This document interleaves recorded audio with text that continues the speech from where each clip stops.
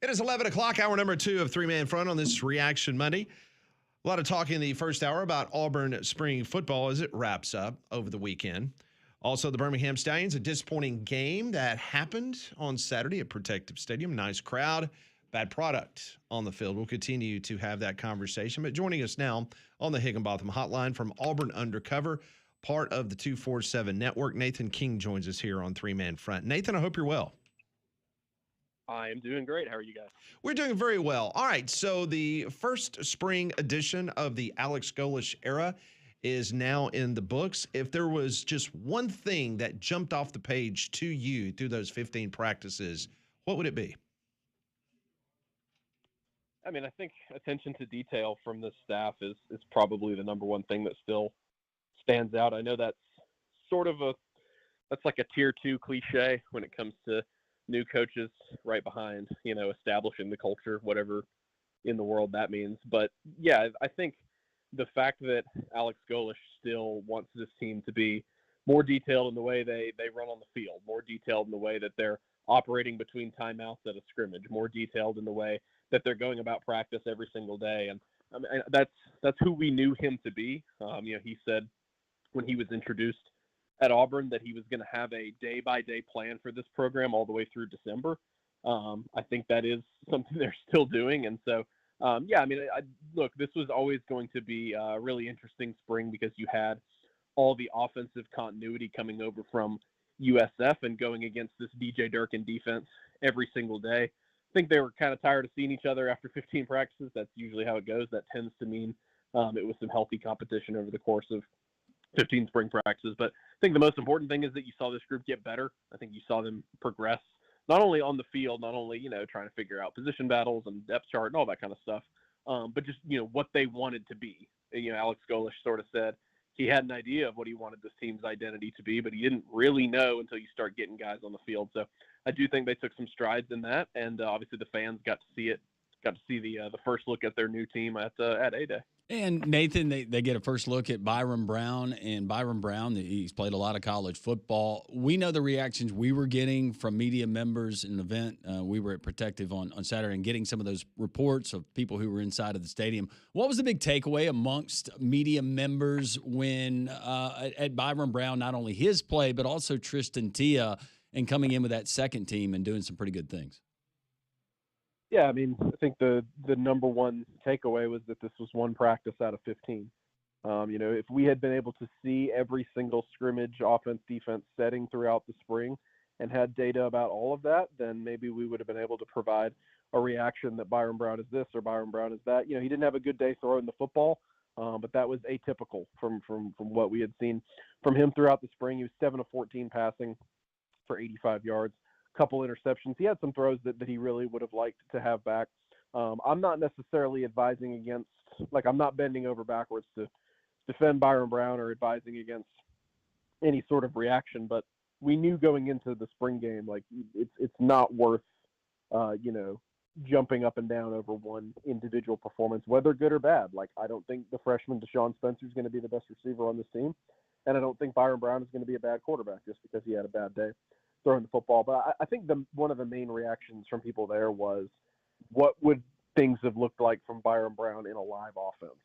It cannot be overstated. I mean, you look back at guys that Auburn has known in the past, the quarterbacks that can move around, guys like Nick Marshall, and even going all the way back to Cam Newton. It's just different in a game setting than it is, when you've got that non-contact jersey on.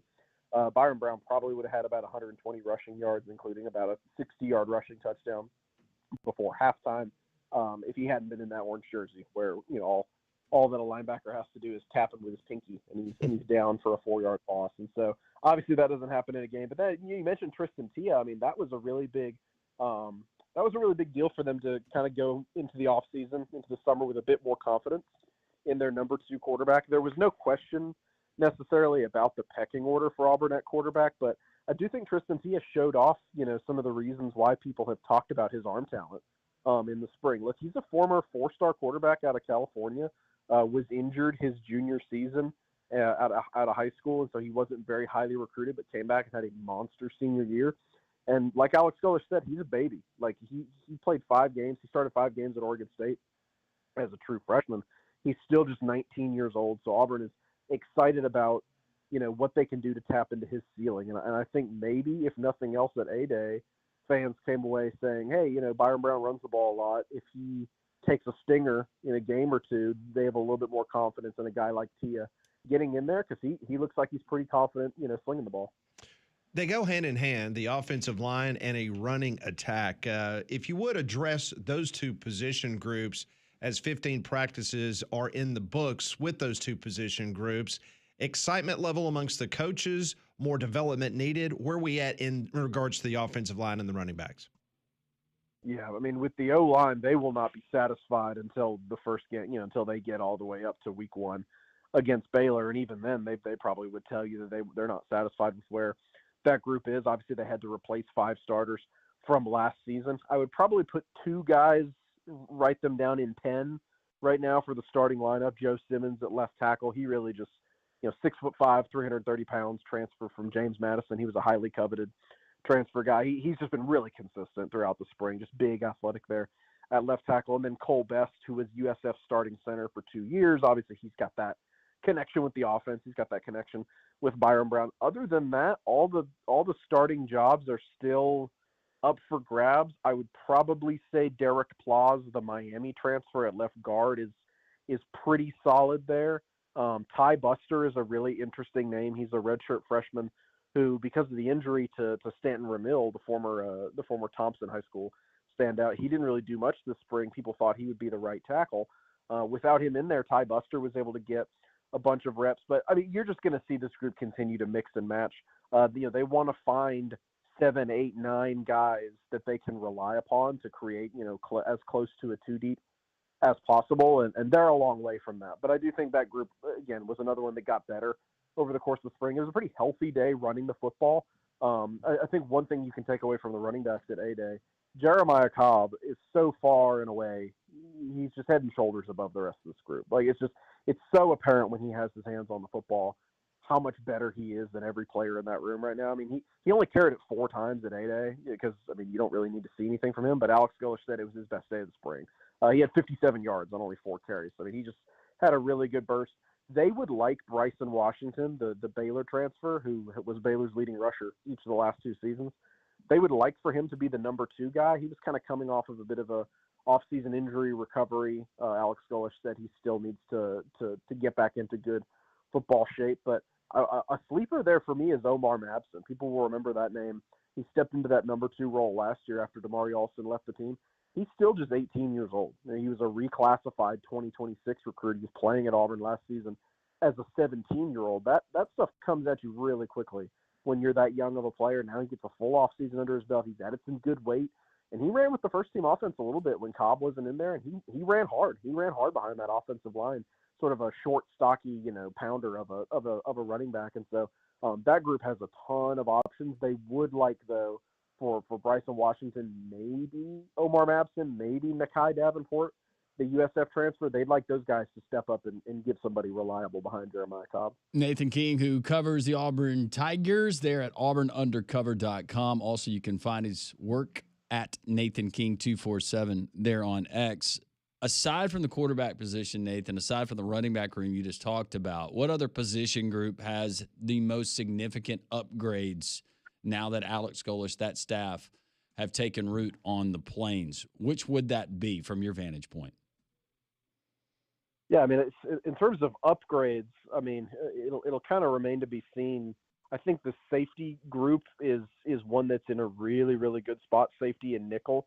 But it was more so retentions. It was guys they were able to bring back rather than guys they got in the portal. It's just tons of veteran players back there. It'll be really interesting to see how that group ends up panning out. I think the tight end room probably upgraded from last season. I mean, they really just didn't have much of anything. Brandon Frazier was hurt for most of the year. Their tight ends just didn't do much in the passing game. They get Jake Johnson, who's the former North Carolina and LSU transfer. They get him in there, and he's been the number 1 player all spring at tight end. Jonathan Eccles caught 4 touchdowns last year at USF, a little bit more of a pass catcher, big athletic guy. He was limited a little bit this spring. The big question is, what will come in terms of comparison last year to the wide receivers. Like, I mean, obviously, you lose Cam Coleman, you lose Eric Singleton, you lose Malcolm Simmons. Like, there's a lot of talent walking out of that room, but can they be a more productive group just by the simple fact that they're working in a more competent offense and a more, high speed, offense that's done it before, that's done it with a guy like Byron Brown that has a lot of continuity. I think the coaching staff wanted to see more from that group in the spring. I really do. Chaz Nimrod was their most consistent player, but Keyshawn Singleton, look, he didn't start A-Day. He was held out the first couple drives. Alex Golesh said he just wasn't practicing hard enough. Wanted to send him a bit of a message. Jeremiah Koger is a 6'4" giant of a receiver, was a true freshman last year at USF.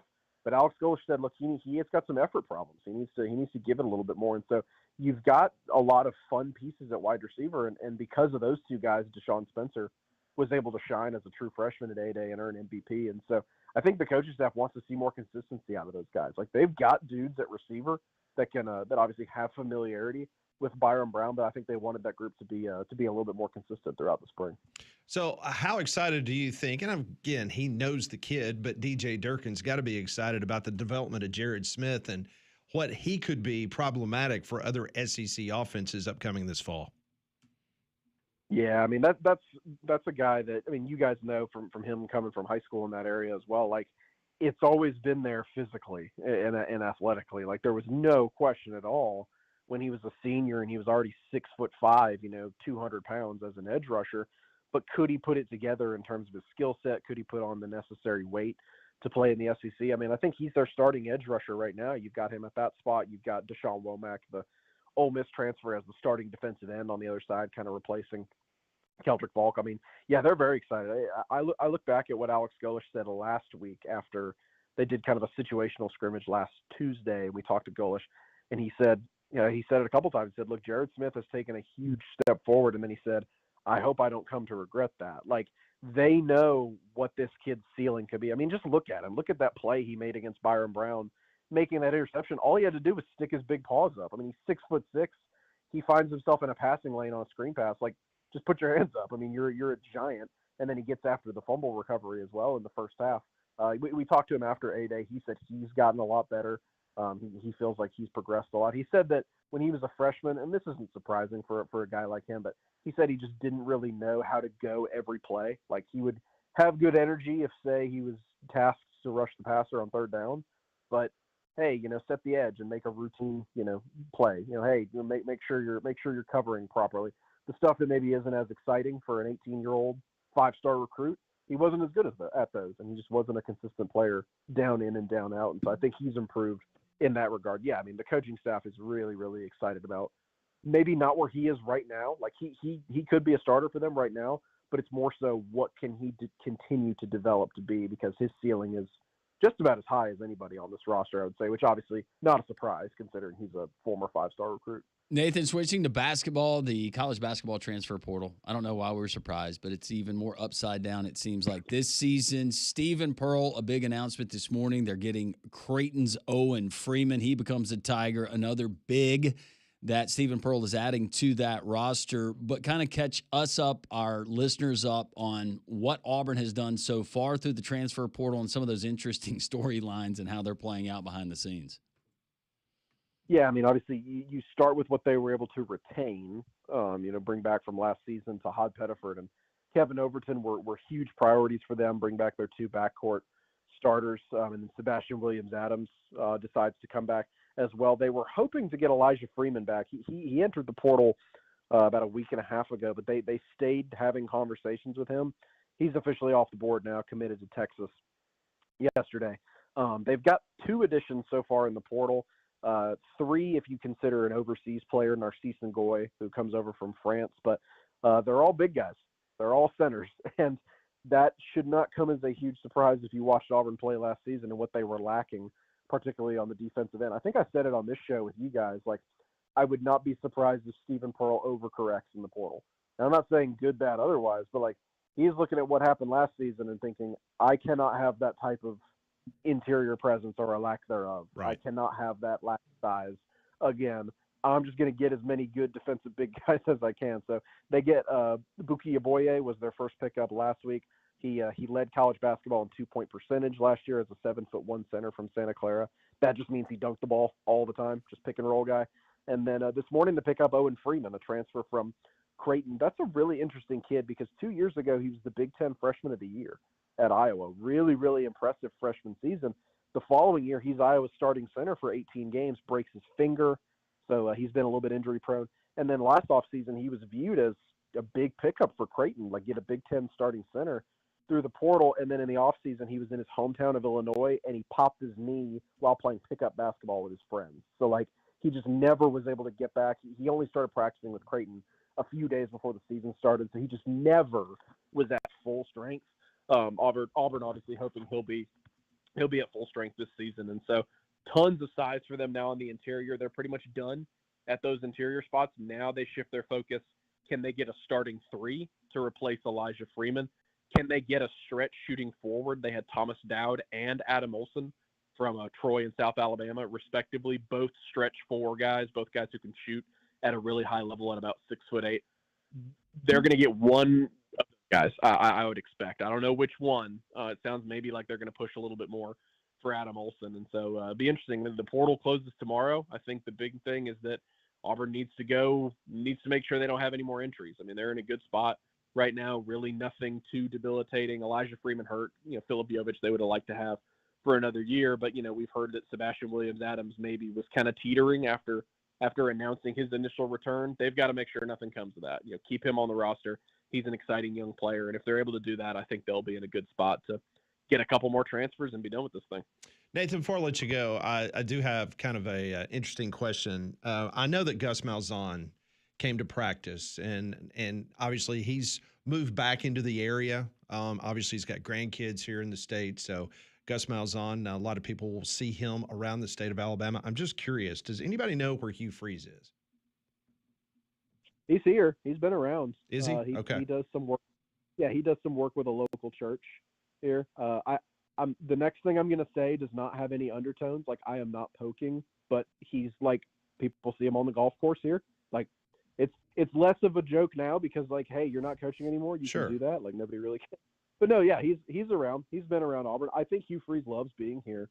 I think it's obviously way too soon for him to have any sort of relationship with Auburn or people around Auburn. Like, it's obviously a little touchy. But yeah, if Hugh Freeze decides to stick around here, people aren't going to hold any sort of stupid grudges. Like, I'd give it a few years, and if Hugh Freeze decides to stick around, I'm not saying Auburn would invite him back with open arms to, show up and say, hey, but like people like Hugh Freeze. He was a likable person around here. He was not a good football coach, but he was a likable guy. But obviously the Gus Malzahn thing, people really rallied around that last week and thought that was a lot of fun, especially if he can help out Alex Golesh a little bit this season. Hey, if you're putting together, Nathan, a 4-person scramble team in the Auburn area, that would definitely get some attention if you could get Hugh Freeze to be a part of that team. I'd ask him. And you know what? I think history would tell us he would say yes. Yes, he would. He sure would. Nathan, just outstanding coverage. You and Jason Caldwell, and even Ronnie Sanders on occasion. Ronnie will actually contribute something to your Ronnie website. does good stuff. Whatever. All right. Well, Nathan got quiet when I he mentioned did. Ronnie's name. He did. Why'd you make it awkward, Pat? Well, I was gonna say I must have missed it if Ronnie was doing anything. Okay, all right. Well, it's all on the table. I'm glad Nathan took the bait. You guys have fun down there. Yeah, apparently. that's great. Yeah.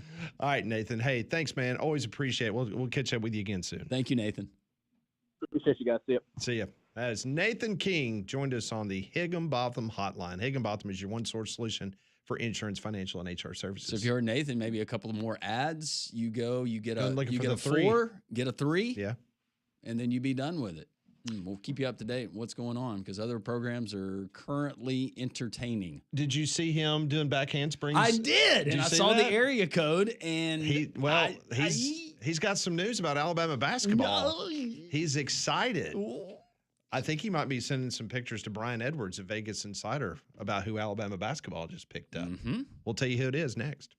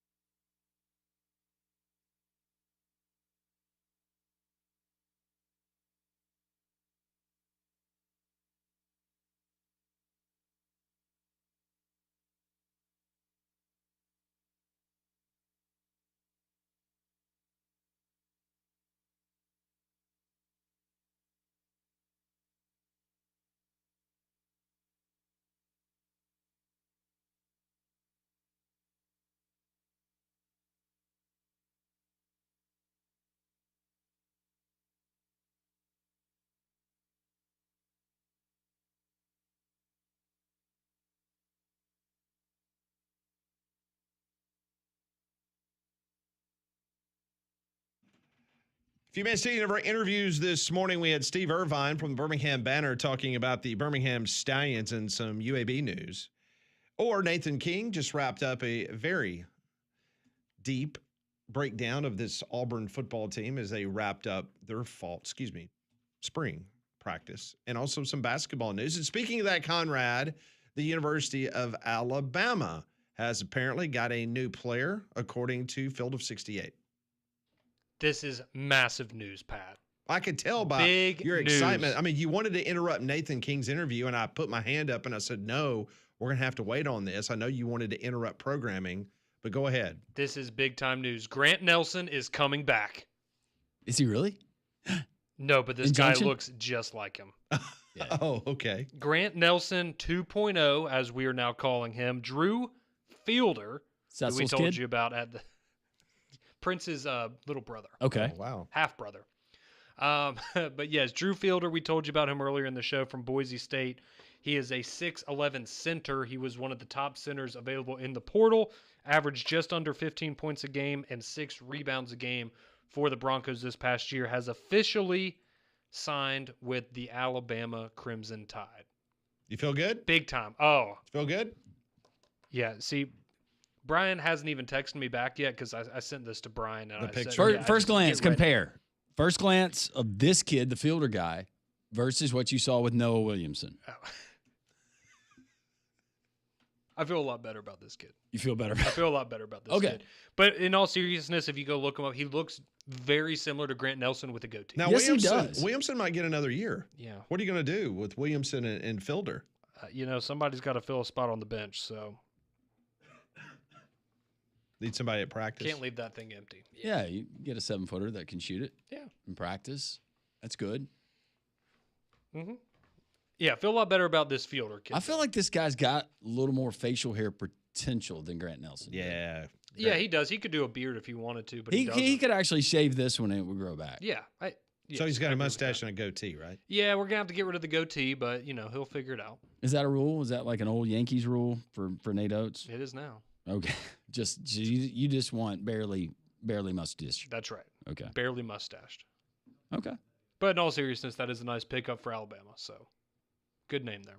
All right. I got a great company for you. Don't let the AC drift right out of your house. That's money that you're losing. Get new windows and doors through EcoView Windows and Doors. It's an Alabama-based company. They're a national window and door company, but they've got franchises, and one here in the state of Alabama. And the owner here locally is Becky Jackson. She and her family, her husband, he's out in the field. Her son, he works there as well. They're just wonderful folks, and they get the people of the state of Alabama, and I think that's important. They can do low-cost windows, but they can also do anything glamorous you want or anything in between.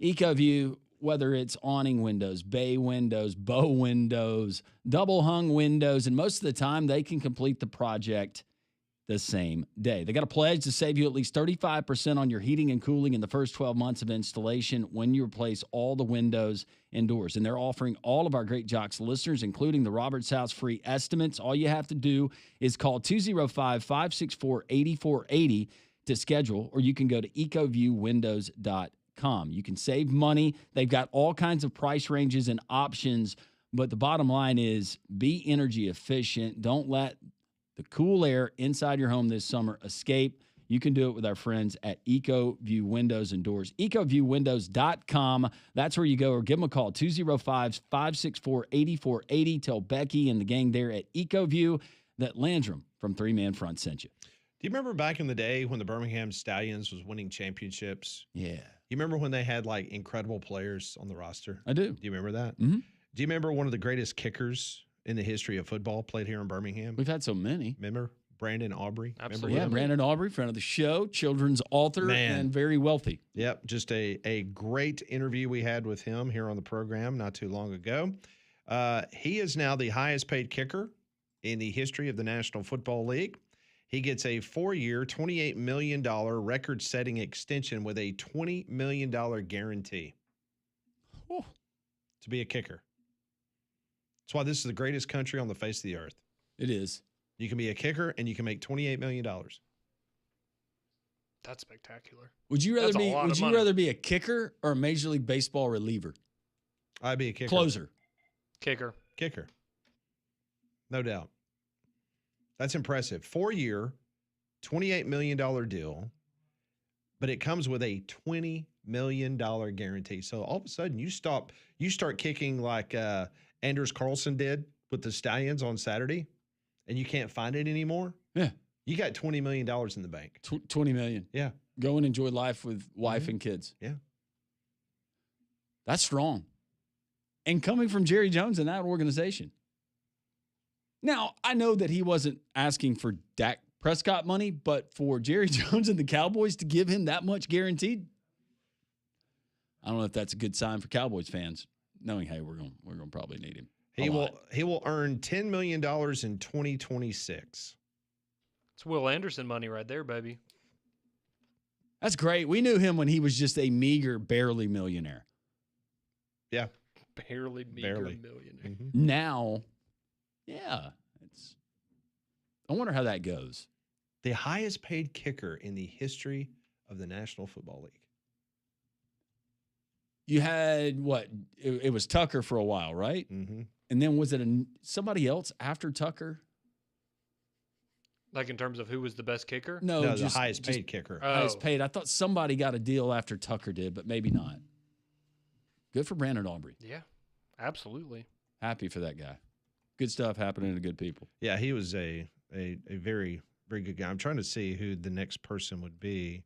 Oh, yeah, it was Butker at Kansas City. Yeah. Oh, yeah, that's right. That's right. Yeah. And then number 2 was Elliott from the Eagles. I've got think. Cameron Dicker. Oh, okay. Well, that's what you get for trusting AI. Yeah, I'm sitting here looking at the contracts. Butker, his total value was $25.6 million. Cameron Dicker, $22 million. Jason Myers with Seattle, $21.1 million.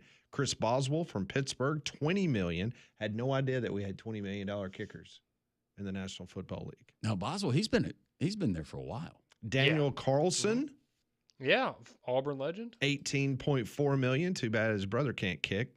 Well, Jake Elliott, $17 million. Eddie Pinero, remember him? Remember when Alabama tried to get Pinero? Is that before they kidnapped Nicholson? Yeah, no, Pinero was heavily recruited by Nick Saban. Oh, that was okay. Mm-hmm. Yeah, he's been around the league for a minute. He's making $17 million in his deal. Well, probably good for his career that he didn't go to Alabama. Evan McPherson, whose brother kicks for Auburn, he makes $16.5 million. Yeah, That's really good for that's the total Bengals. contract. That's not per year, folks. These are not NBA players. Correct. Yeah. Or college basketball players. Or college basketball players in some cases. That pretty comparable though. Kicker per year, Yeah. college basketball player per year. All right, we got calls coming in, and we got a ton of text messages. So many of you want to chime in and talk about the disgusting display of football that you saw on Saturday at Protective Stadium. And we will take your calls and read your text next.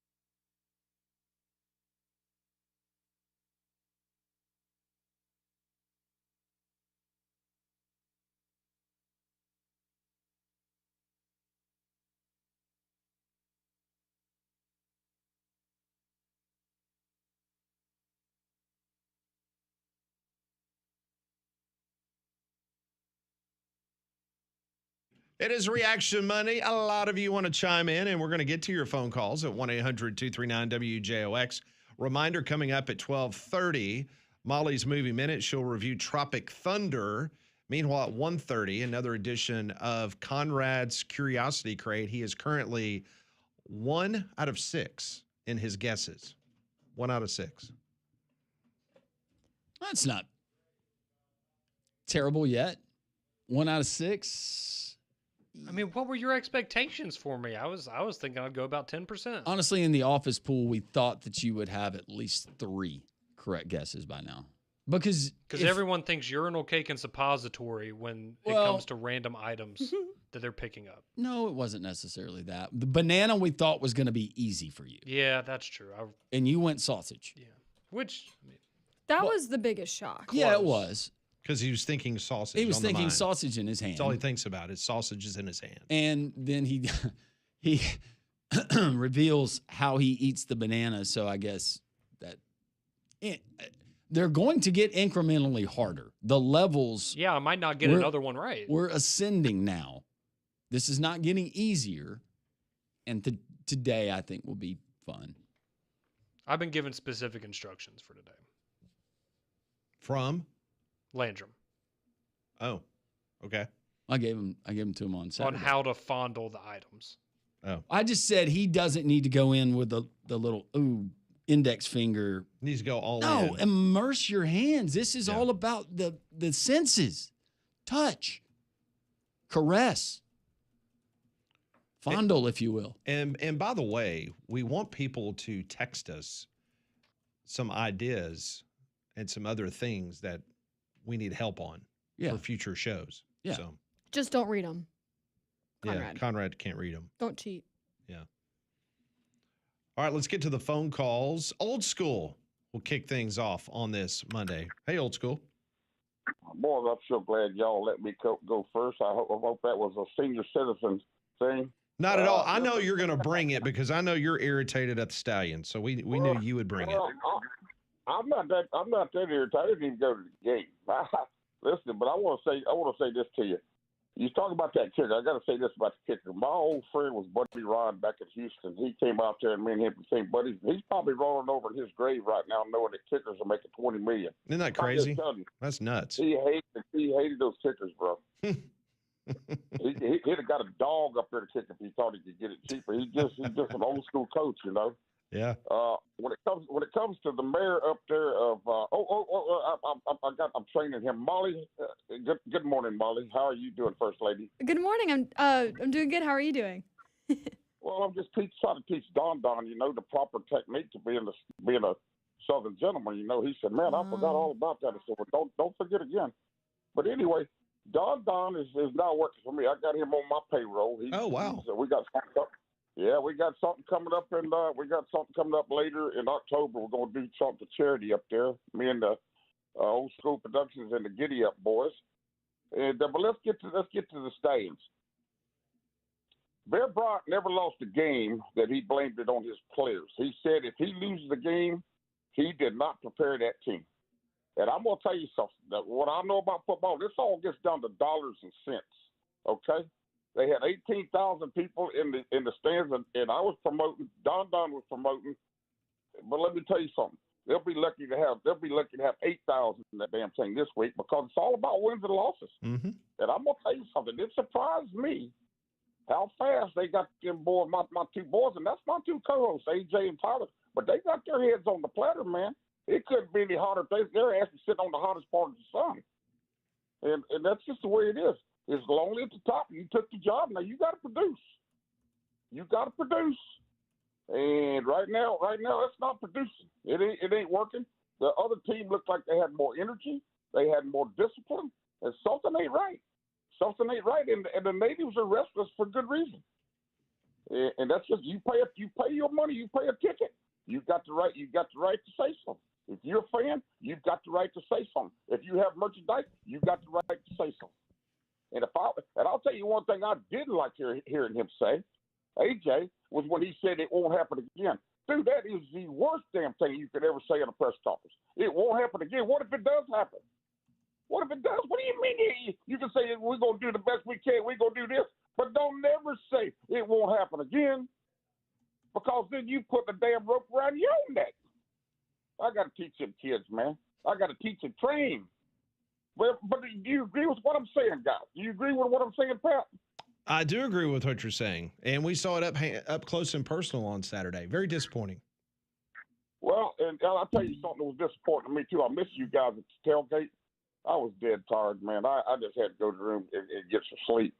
And Don told me y'all came right after I left, and I sure hated that. But listen, man, it's the real world, right? And come on, man, you got to do better. And I don't expect anything better. I'm just gonna be honest with you. I'm not gonna sugarcoat any of it. I don't expect the quarterback coming in there is gonna be gelling with that team in 3 or 4 days. I just don't see it. So let's hope they win, because I know it hurts AJ. I know it does. I know it just disappoints the hell out of him. But I'm not. I disagree with that. I mean, I don't know about Matt Corral, but I sort of disagree with that too. It's more problems than just Matt Corral. There are, Come on, but man. in old school, look, it's not completely fair, but there's a lot of Stallions fans or people who've just casually watched. They remember Skip Holtz going to Dunkin' Donuts and getting Jamar Smith back to coming and playing football and actually being a more than serviceable quarterback for that Stallions team. Matt Corral has had success as a quarterback with the Stallions. I don't know where the answers are, but I'm like you. 18,000 there on Saturday, and that performance, 0 points. No, I mean, not to mention not winning the game, not putting up a point and mustering 166 yards. It's going to be a hard sell to try to convince a lot of those folks to come back. It's just about as damn bad as it can get. And like I say, I know them guys want to win. Well, man, this thing's about wins and losses. You won't put people in the stands. You got to win. That's it. Because if they lose this game, they might both be in civilian life here next week, and that's my boys. But I'm just calling it like it is. It's never good when your boss and the owner of the league is there in attendance, and he sees that Birmingham as a city showed up, and you put that performance out there. I'm sure that he was not like I said, man, I love those guys. I mean, they give me enough hell on my own show, right? No, it's nothing personal against those guys. It's nothing personal. I'm a journalist. I'm a journalist under the science and technology with storm chasing. But I can say, listen, I'm also a fan. And whether I like them or I don't like them, I'm going to voice my damn opinion whether they like it or they don't like it. Period. I don't question the football knowledge, but whatever, something is getting lost in translation. Well, let's get some praying hands up there. Let's hope they win Friday, because if they don't, all hell's going to break loose in Birmingham, Alabama. Old school. Thank you for the phone call. You know, it's kind of like, I've never been a business owner, but let's just say, you own a restaurant and you have opening night. And let's just say the majority of the people walk out of that restaurant feeling like they did not have a good meal. What is the chance that those people are going to be a patron of your restaurant after having that bad experience? Ask 83% of the restaurant owners whose restaurants fail in the first year. Bingo. You go to Protective Stadium. Granted, tickets are reasonable, parking's reasonable, concessions reasonable, but why would you go take time out of your busy life and schedule, not to mention the fact that your disposable income is earmarked for certain things? Why would you go down there and support a product that is that bad on the field? Well, going back to the restaurant, here's the analogy. And I have a friend that he had been in the restaurant business, had successful restaurants in the past. And this was probably 7 or 8 years ago, but decided that he was going to open. A tenant had moved out of a very popular space. It's a very popular place where people go and eat in this district. And there was a promotion. He had all of these ideas. The guy knows how to cook. He knows food. He gets all of that. They have the opening day, and there's this big buildup. And so you have families coming in. We're going to go into this place, and we're going to try it for lunch because everything else around it is good. But it would be a great option. It'd be a great fit. So they go in. His fryers go out. A lot of the stuff on the menu requires a fryer. So he's having to substitute. But talk to people afterwards. I was trying to convince them, hey, it was a bad day. He had fryers that went out. Guess what? Most of them never went back because they're waiting there. Are you kidding me? The fryers are out. We planned our lunch around this. Now we have to go and get something else, and they never went back. The doors closed in about 4 months. Yeah. This was your opportunity. This was Birmingham, and I'm sure Gucci Mane, that helped with ticket sales, and it was the first time for people to go and see the newer product, but it fell flat on its face with the offense. You like you said, you have too many other things you're competing with. And whether it's me sitting on my couch and making the conscious effort to go and get into my car and, in my case, drive 10 minutes to Protective Stadium and park, but if I'm going to get 166 yards in that, at least I can turn the channel. Yeah. And you have other options. I don't have to walk to a parking deck and then drive home. Unfortunately, I think that's what they're facing now is that fan. And then what is Rapoli going to say about Birmingham when Friday night there's 5,000 people at Protective Stadium? No, he can't. That's why Mike Rapoli has to turn his attention to the product on the field and the disconnect and why it's not getting done. Conrad, what was the one rumor? We're not going to tell you who the rumor came from, but there was discussions at Protective Stadium about the potential of a head coaching change.